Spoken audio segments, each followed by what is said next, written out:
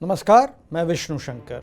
वो देश जिसे दुनिया की फैक्ट्री के नाम से जाना जाता है, ऊर्जा यानी पावर यानी बिजली की कमी से जूझ रहा है। जी हाँ, हम बात कर रहे हैं चीन की। यहाँ पावर सप्लाई की कमी इतनी ज़्यादा हो गई है कि फैक्ट्रियों और प्रोसेसिंग प्लांट्स को पावर की खपत कम करने को कहा गया है।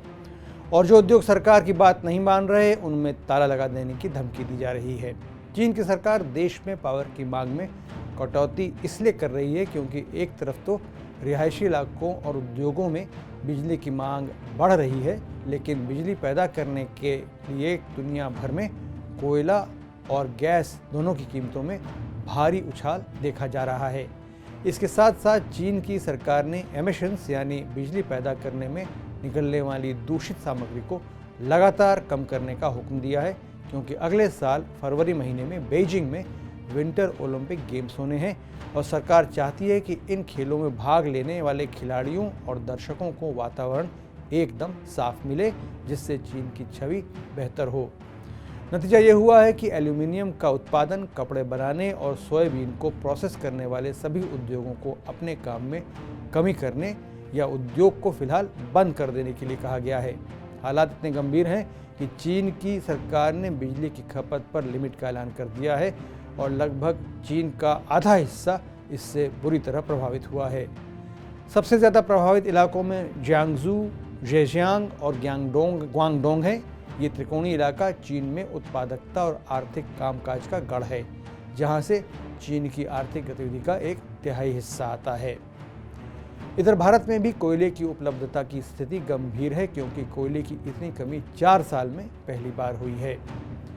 इस कमी को पूरा करने के लिए देश को महंगे दामों पर कोयला आयात करना पड़ेगा या उद्योग समेत हम सबको लोड शेडिंग का कहर झेलना पड़ेगा।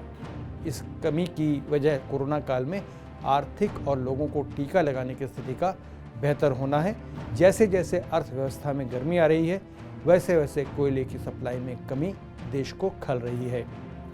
कोयले की कमी की वजह से बिजली उत्पादन में कमी होगी और अन्य उपलब्ध ऊर्जा स्रोतों से इतनी बिजली नहीं बन पाएगी जितनी ज़रूरत है। भारत में पहले ही पेट्रोलियम से बनने वाली ऊर्जा महंगी है, इसलिए आयातित कोयला पूरी अर्थव्यवस्था में कीमतें बढ़ा देगा।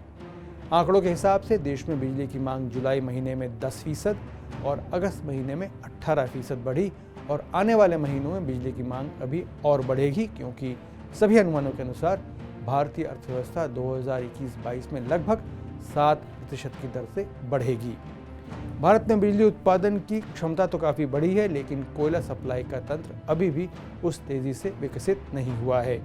सरकार को अब जल्दी से जल्दी इस समस्या से दो चार होने की ज़रूरत है, ताकि आने वाले समय में देश में बिजली की आपूर्ति सभी परिस्थितियों में पर्याप्त हो।